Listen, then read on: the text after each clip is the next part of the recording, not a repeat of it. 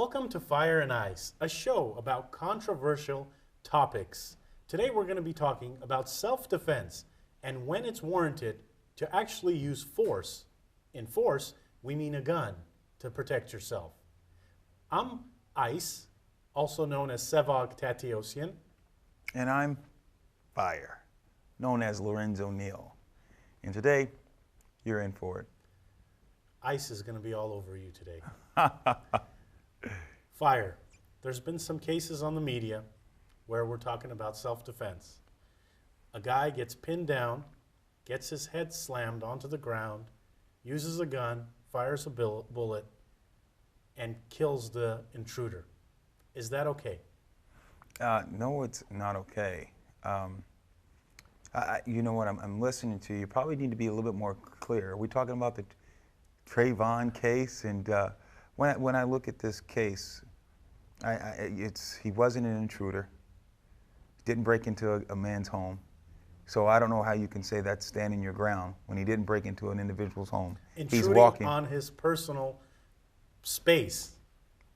How can you consider this young man who's no longer with us, who doesn't have a voice, how can you consider that Trayvon intruded on someone's space when the guy was coming to him? There was a time where one of the gentlemen's head was getting bashed into the sidewalk. I don't know about you, but if my head's getting bashed into the sidewalk and I have a gun, I'm going to fire that gun. And if it hits the person trying to bash my head into the sidewalk, then so be it. There comes a time when, in a fight, you have to withdraw.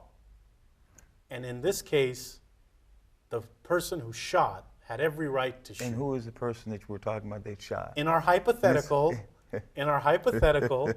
it's a gentleman who had a concealed weapons permit. Right, and here's what you have to realize. I get it, and I am not opposed to self-defense, and I think that people should be able to stand your ground, and I do believe that people should be able to use brutal force, deadly force if need be, especially if someone's going in a position where you feel like your life is being threatened. Usually in a fight, very rarely is someone's life taken in a fist fight. In the ring, sometimes, because it's a fist fight, even in MMA, very rarely someone dies. People get knocked unconscious. So you're making some very, very strong accusations that saying that his life was threatened. This is a grown man. That was a 17-year-old kid, took his life. This young man had parents. And I understand both parties are losing something in this. But when you watch this is a young man who was going to his parents' home, walking back from a store, and he was targeted. It was premeditated. It was profiling. It was wrong. And before you go and talk about the fight, let's back up. In order to go forward, Ice, Fire, I'm Fire, you're Ice. In order to go forward, you have to go back. So when you look at this whole situation, he got on the phone, made a phone call, called 911, saying there's an intruder. He said there's a person that looks like they're going around getting ready to break in, and there's been burglaries around the area. The 911 call, the operator said, do not advance, we'll send over a police unit. Do not get out. Got out of the car anyway. Continued to follow this young man in his car, following. Because he was black, because he had a hoodie on. And after he called them, they said, don't get out of your car, don't follow him, just tell us the street you're on, we're going to take it.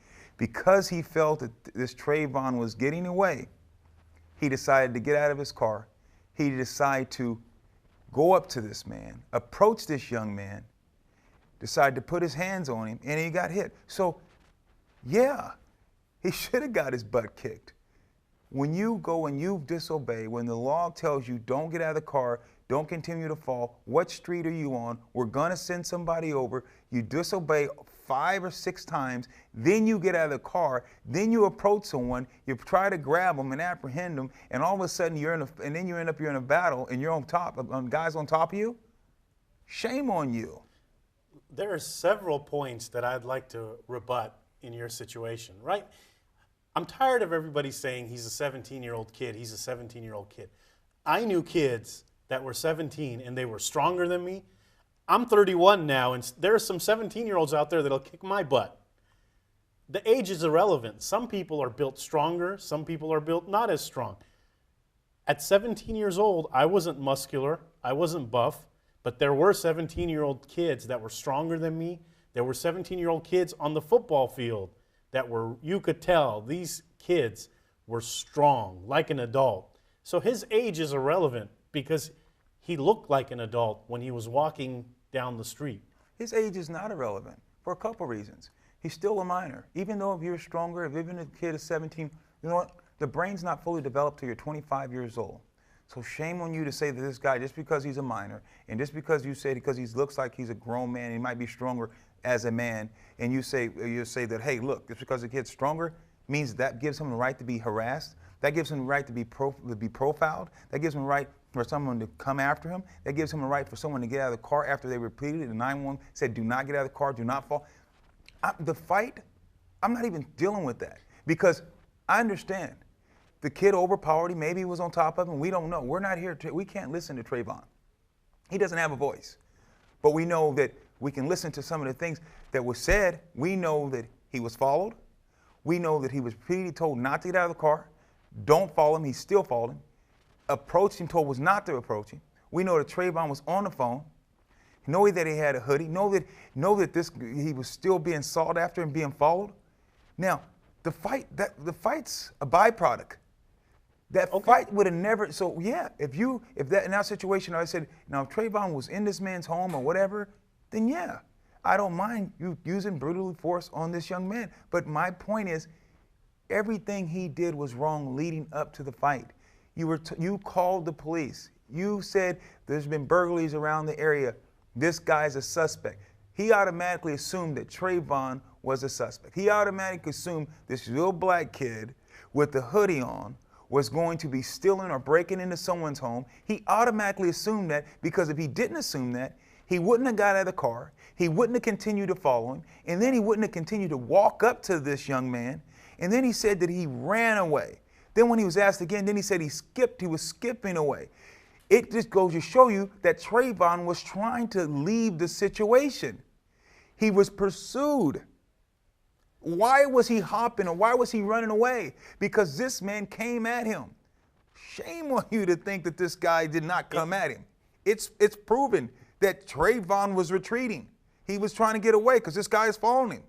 He didn't know. There's been a lot of burglaries in the Fresno area, here in town, and all over the nation.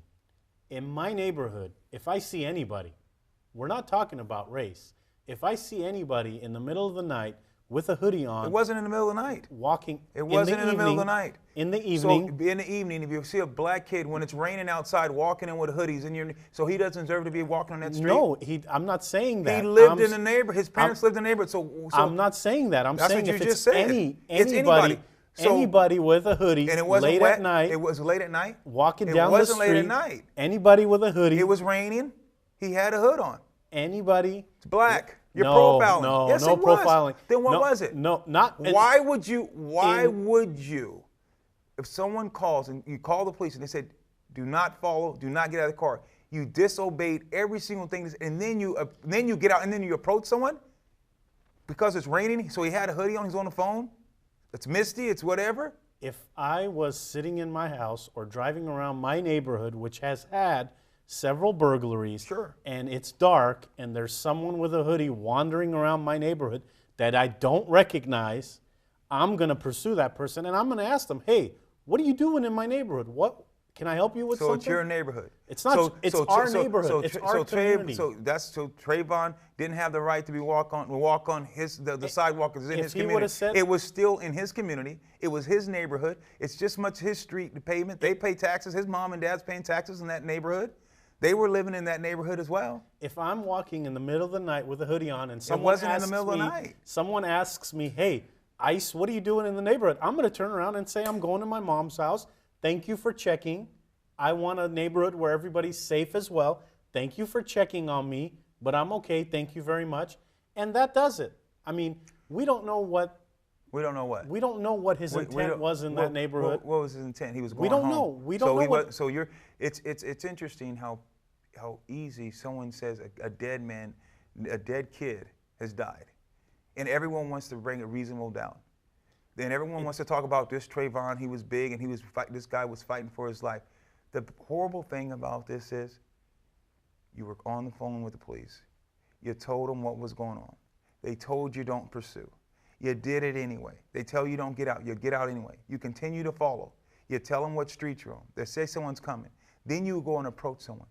This kid was minutes from being home, on a street, walking down a sidewalk, going to his house, just leaving the store, talking to a young lady on the phone. Someone comes up and tries to put his hands on him. And he tried, I just think, this young man, they repeatedly said that he ran away. Then he said he was skipping, trying to get away. What does that tell you? He did not, did he have stolen merchandise on him? Did he steal anything? So everyone is, but how you're can you? in a neighborhood where there's a bunch of crime going on.